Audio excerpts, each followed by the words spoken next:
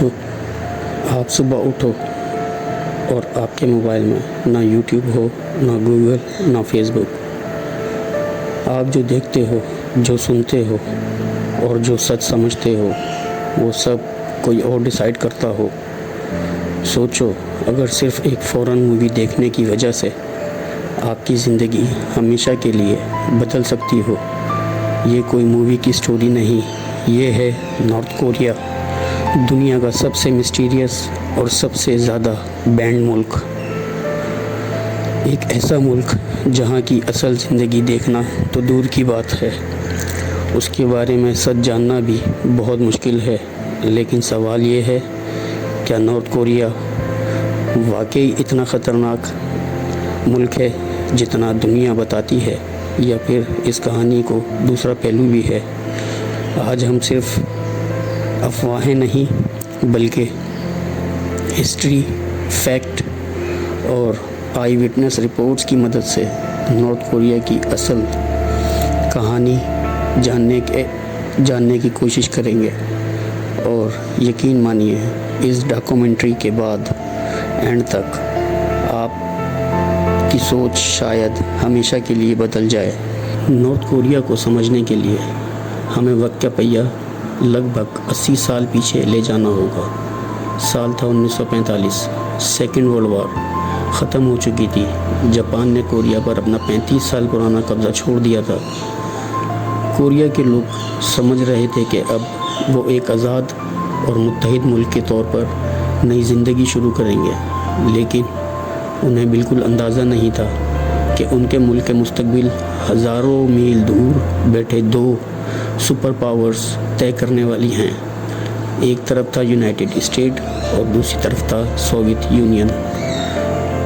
دونوں نے کوریا کو ٹیمپریری طور پر دو حصوں میں تقسیم کر دیا، نارتھ اور ساؤتھ۔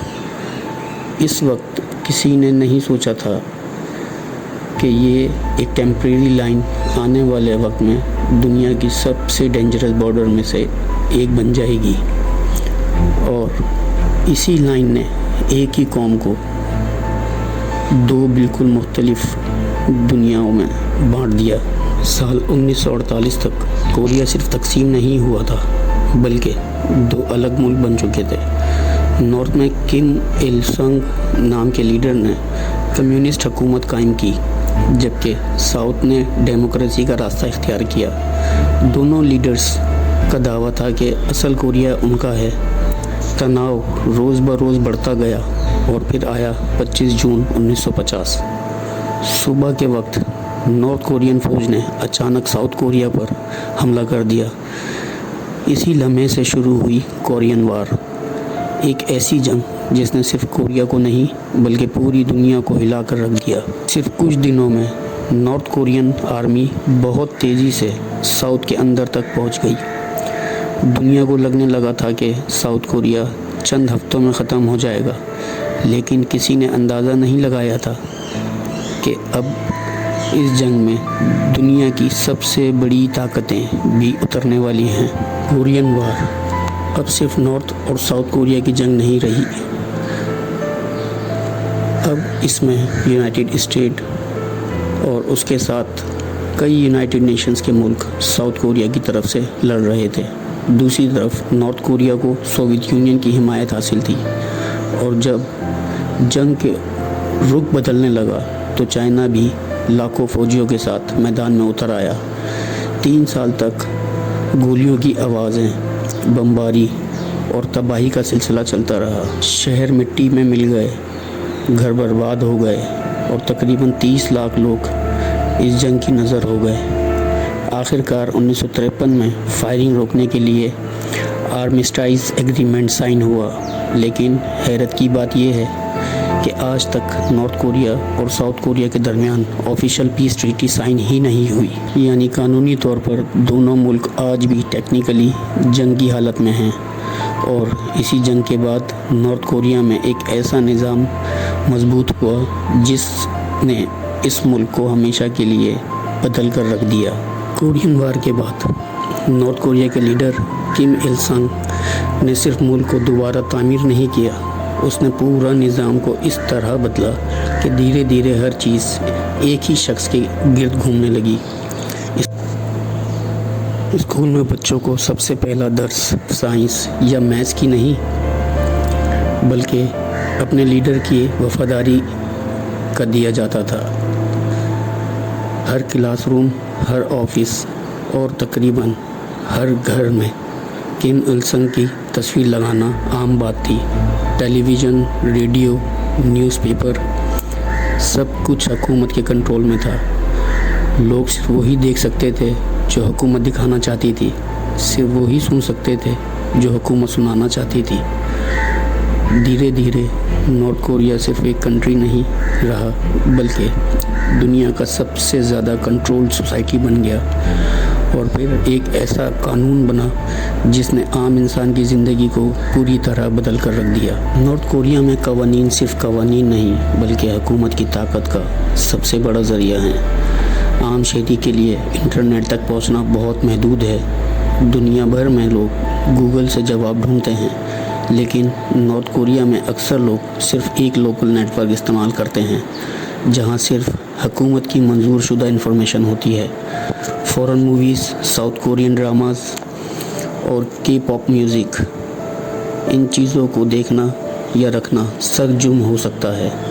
انٹرنیشنل آرگنائزیشن اور نارتھ کوریا سے نکلنے والے کئی ڈیفیکٹوز کے مطابق ایسے کیسز میں سخت سزائیں دی جا سکتی ہیں۔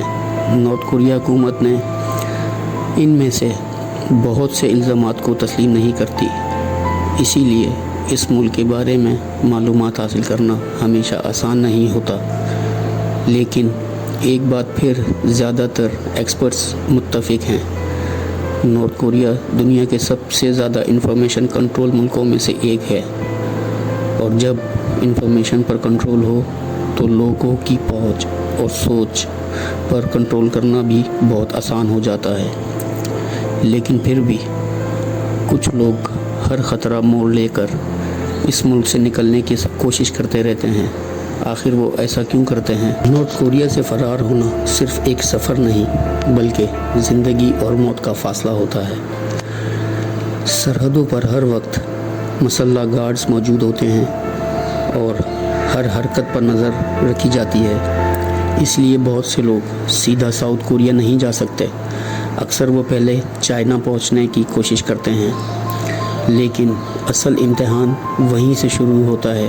اگر کوئی فرار شدہ نارتھ کورین پکڑا جائے تو اسے واپس بھیجنے جانے کا خطرہ رہتا ہے۔ اسی وجہ سے کئی لوگ اندھیری راتوں میں دریا پار کرتے ہیں، جنگلوں سے گزرتے ہیں اور کبھی کبھی انسانی اسمگلرز کی مدد لینے پر مجبور ہو جاتے ہیں۔ کچھ لوگ کامیاب ہو جاتے ہیں، لیکن بہت سے لوگ کبھی اپنی منزل تک نہیں پہنچ سکتے۔ جو لوگ بچ کر نکل آتے ہیں ان کی کہانیاں ہی دنیا کو نارتھ کوریا کے اندر کی زندگی کا جھلک دکھاتی ہیں، لیکن ان کہانیوں کے باوجود نارتھ کوریا کے اندر آج بھی بہت سے راز ایسے ہیں جو شاید کبھی دنیا کے سامنے نہ آئیں اور نہ آ سکیں، اور شاید اسی لیے نارتھ کوریا آج بھی دنیا کا سب سے مسٹیریس ملک مانا جاتا ہے۔ نارتھ کوریا کو سمجھنا صرف میپس یا نیوز ہیڈ لائنز دیکھنے سے ممکن نہیں، کیونکہ اس ملک کی اصل کہانی اس کے لوگوں کی زندگیوں میں چھپی ہوئی ہے۔ ایک ایسی زندگی جہاں حکومت ہر روز کے فیصلوں پر گہرا اثر رکھتی ہو۔ آج بھی نارتھ کوریا اپنے نیوکلیئر ویپنز پروگرام کی وجہ سے دنیا کی توجہ کا مرکز بنا رہتا ہے۔